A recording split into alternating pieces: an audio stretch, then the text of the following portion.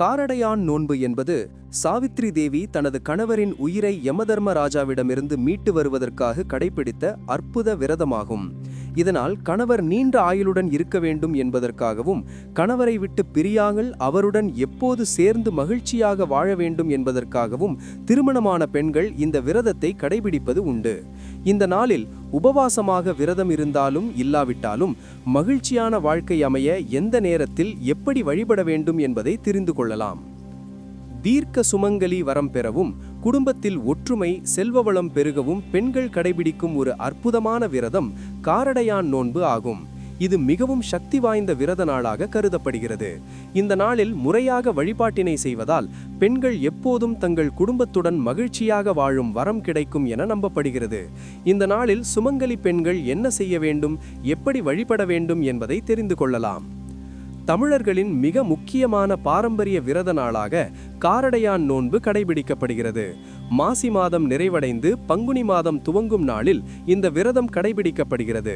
இந்த நாளில் திருமணமான பெண்கள் தங்கள் கணவர் நீண்ட ஆயுளுடன் இருக்க வேண்டும் என வேண்டிக்கொண்டு தங்கள் கணவரின் கைகளால் கழுத்தில் மஞ்சள் சரடு கட்டிக்கொண்டு விரதம் இருப்பார்கள். திருமணம் ஆகாத கன்னி பெண்கள் தங்களுக்கு நல்ல கணவர் அமைய வேண்டும் என தங்களின் கைகளில் மஞ்சள் கயிறு கட்டிக்கொண்டு விரதம் இருப்பது வழக்கம். இந்த ஆண்டு மார்ச் 14ஆம் தேதி சனிக்கிழமை இந்த அற்புதமான விரதம் கடைபிடிக்கப்படுகிறது. காரடையான் நோன்பு அன்று கண்டிப்பாக தாலி சரடு மாற்ற வேண்டுமா என்று கேட்டால் அவசியம் கிடையாது.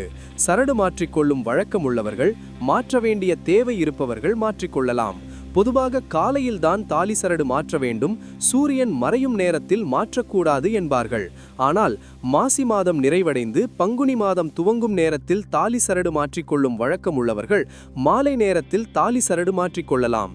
இந்த ஆண்டு நள்ளிரவு 1 மணிக்குத்தான் பங்குனி மாதம் பிறக்கிறது என்பதால் காரடையான் நோன்பு வழிபாட்டினை இரவு நேரத்திலும் கூட செய்யலாம். இந்த வழிபாட்டினை செய்துவிட்டு விரதத்தை நிறைவு செய்து கொள்ளலாம். அதிகாலையில் எழுந்து மஞ்சள் பூசி குளித்துவிட்டு விரதத்தை துவக்கிவிட வேண்டும். நாள் முழுவதும் முழு உபவாசமாக இருந்து விரதத்தை கடைபிடிக்க வேண்டும். அப்படி முழு உபவாசம் இருக்க முடியாதவர்கள் புளிப்பு உப்பு சேர்க்காத உணவுகளை சாப்பிட்டு விரதத்தை தொடரலாம். வீட்டில் உள்ள காமாட்சி அம்மன் படத்திற்கு முன் விளக்கேற்றி அவளின் திருவடியில் மஞ்சள் சரடை வைத்து வேண்டிக் கொள்ள வேண்டும். காமாட்சி அம்மனுக்கு கார அடை, இனிப்பு அடை, வெற்றிலை பாக்கு, தேங்காய், வாழைப்பழம் ஆகியவற்றுடன் உருகாத வெண்ணெயை நைவேத்தியமாக படைத்து வழிபட வேண்டும். பிறகு மஞ்சள் சரடை கணவரின் கைகளால் கொடுத்து கழுத்தில் கட்டிக்கொள்ள வேண்டும். கணவர் வெளியூரில் இருந்தால் வீட்டில் உள்ள மூத்த சுமங்கலி பெண்கள் கையால் மஞ்சள் சரடை கட்டிக்கொண்டு அவர்களிடம் ஆசிர்வாதம் வாங்கிக் கொள்ள வேண்டும். அக்கம் பக்கத்தில் இருக்கும் சுமங்கலி பெண்களை வீட்டிற்கு அழைத்து மஞ்சள், குங்குமம், வெற்றிலை பாக்கு, தாலி சரடு, பூ கொடுக்க வேண்டும். வழிபாட்டின் போதும் சொல்ல வேண்டிய மந்திரம்: உருகாத வெண்ணையும் ஓர் அடையும் நான் நூற்றேன், ஒரு காலும் என் கணவர் என்னை விட்டு பிரியாதிருக்க வேண்டும். தோரம் கிருஹ்ணாமி சுபகே சஹாரித்ரம் தராம்யகம் பர்த்துகு ஆயுஷ்ய சித்தியர்த்தம் சுப்ரீதாபவ சர்வதா.